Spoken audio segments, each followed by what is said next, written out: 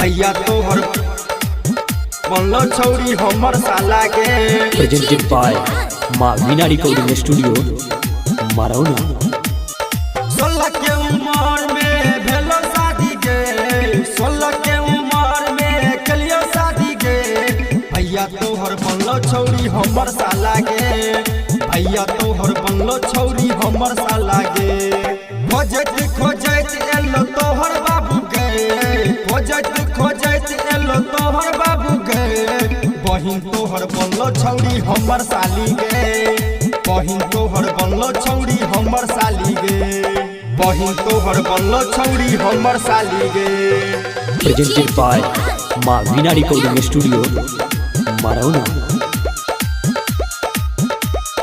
खोजर होती न तो पैर गेल गे, शादी के कागज बैठ गेल गे, बैठ गेल गे।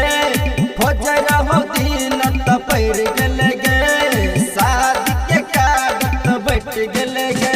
भैया तोहर बनलो छौरी हमर साला गे, भैया तोहर बनलो छौरी हमर साला गे। बहिन तोहर बनलो छौरी हमर साली गे। प्रेजेंटेड बाय माँ वीणा रिकॉर्डिंग स्टूडियो मरौना। घर एलो छौरी के तोहर बरात, माला लते रही हन तू तैयार, तू तैयार। घर एलो छौरी के तोहर बरात, माला लते रही हन तू तैयार।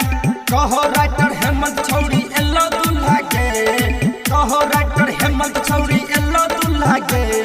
भैया तोहर बनलो छौरी हमर साला के, भैया तोहर एलो छौरी हमर साला के। प्रेजेंटेड बाय माँ वीणा रिकॉर्डिंग स्टूडियो मरौना।